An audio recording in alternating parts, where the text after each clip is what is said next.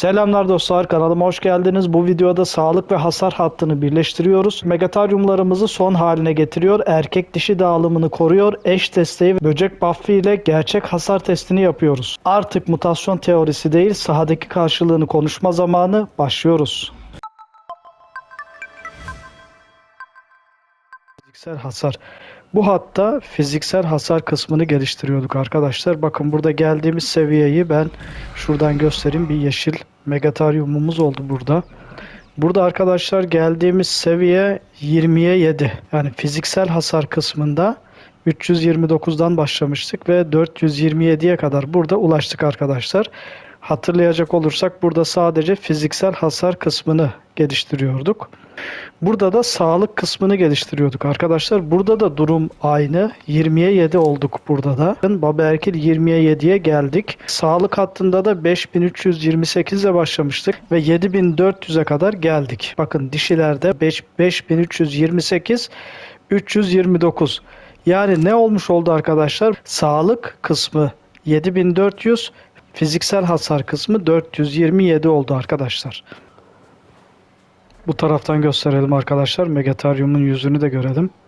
Şimdi bunlar ayrı ayrı megataryumlarda olduğu için tek megataryumda bu statları biz birleştireceğiz. Bu videoda bunu birleştirmeyi göstereceğim arkadaşlar. Sağlığı 7400 olan bir tane erkek megataryumu buradan alıyoruz. Fiziksel hasar kısmından ise o da burada arkadaşlar. Bakın sağlık karşısı, fiziksel hasar da burası. 3-4 tane veyahut da 5 tane tercihinize göre dişiyi alıyorsunuz. Aceleniz yoksa çok fazlaya gerek yok. Ben 3 tane aldım arkadaşlar. Bakın şu tam karşıda yeşil renkleri zaten belli oluyor. Bunlar dişi, bunların önünde bir tane de erkek var. Evet bakın da bu erkek arkadaşlar. Fiziksel hasar 427 olan. Bakın bu 7400 değil bunun sağlığı. Baba Erkil 20'ye 7 mutasyonlu erkeği buraya koydum. Onun yanına da zaten renklerinden belli oluyor arkadaşlar. Bakın birisi açık yeşil, birisi biraz daha koyu yeşil. Koyu yeşil olan sağlık kısmından, açık yeşil olan da bu taraftan. 3 tane de dişi koyduk arkadaşlar buraya. Şimdi bunlardan doğacak yavrulardan ne bekleyeceğiz biz? Sağlık 7400, fiziksel hasar 427 olacak. Mesela şurada yavrular doğmuş arkadaşlar. Bakın bunları kontrol ediyoruz. 7400 sağlığı ama fiziksel hasar 329. Bunu eliyoruz arkadaşlar. Yani hem dişi alacağız hem erkek alacağız. İlk etapta şu şekilde yaparsanız kolay olur. Sağlığı 7400, fiziksel hasarı ise 427 olan bir erkek ve bir dişi alıp ayrı bir küçük bir platforma onu koyabilirsiniz. Ben bu şekilde yaptım. Bakın burada. Bunlar erkek ve dişi. Bakın burada sağlık 7400, fiziksel hasar 427. Dişiye bakıyoruz. Sağlık 7400, fiziksel hasar 427.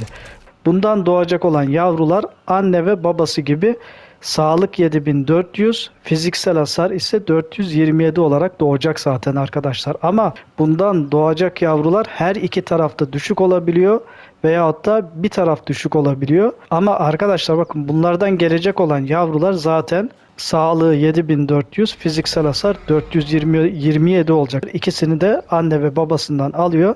Onun için buradan gelecek olan yavruları erkek ve dişi olmak üzere ayırabiliyorsunuz kolayca. Evet, kolayca ayırabiliyorsunuz. Mesela şunları kontrol edelim arkadaşlar. Mesela bu sağlık 7400, fiziksel hasar 327. Bunu ayırıyorsunuz. BOS'a gidecek olan megataryumlar olduğu için arkadaşlar bunlar, bakın sahiplenme vereceğiz bunlara biz. Sağlık 7400, fiziksel hasar 427 dedik ve buna sahiplenmeyi verdik. Bakın %100 sahiplenme aldı arkadaşlar ve bakın statlar yükseldi. Sağlık 9620, fiziksel hasar 544 oldu. BOS'a hazırlayacak hayvanlara biz daha önceki videolarda söylemiştik sahiplenmeyi vereceğiz diye. 9 erkek 9 dişi, bunun sebebini birazdan anlatacağım arkadaşlar. Yuti alacağız. Belki opsiyonel olarak Daidon'da alabiliriz. 18 tane megataryumla gideceğiz. Bunlar olgunlaştıktan sonra bunları kozaya alıyoruz arkadaşlar. İsimlerini koyup ben boss erkek 1, 2, 3, 4, 5, 6 şeklinde veyahut da boss dişi şeklinde, bakın şurada kozadaki yerlerini göstereyim arkadaşlar size. Boss erkek 1, boss erkek 2, boss erkek 3, boss dişi 2, boss dişi 3 şeklinde. Boss dişi 10.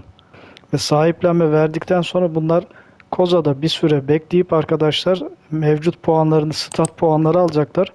Biz bu puanları da dağıtacağız. Hızlı bir şekilde sağlıkları yükseliyor zaten. Ve fiziksel hasarda 544 şeklinde. Erkek ve dişiyi niçin yapıyoruz arkadaşlar? Mate boss için erkek ve dişi yapıyoruz. Daha fazla hasar veriyor ve daha az hasar alıyor. Yazıların üstünde bir kalp işareti var. Dikkat ettiyseniz.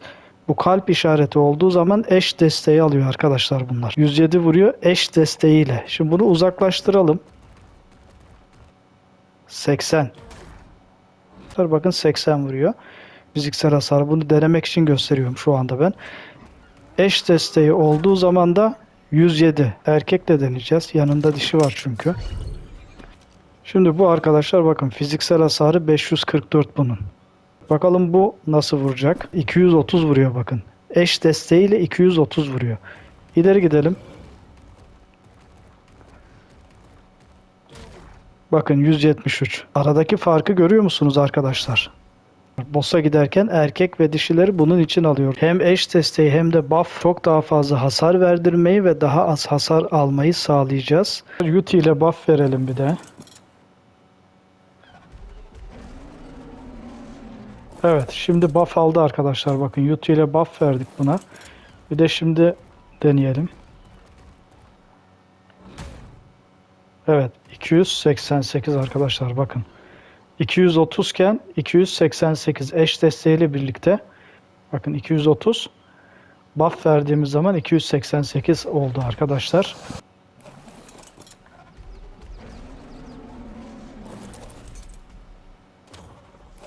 Evet, şuradan bakıyoruz. Bakın buffları cesaret %25 hasar ve direnç artışı verdi arkadaşlar.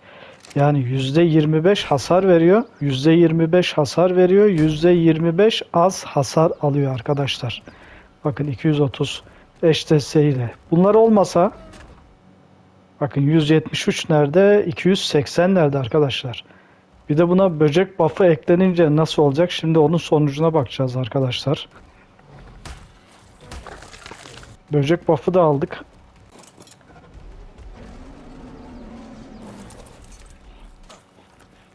Şimdi deneyelim eş desteğiyle. 720 arkadaşlar bakın gördünüz mü? Yani boss'a giderken bunları yaparsak eğer işimiz daha da kolaylaşıyor arkadaşlar. Bu şekilde 544 iken biz buna buradan puanlar verebiliriz.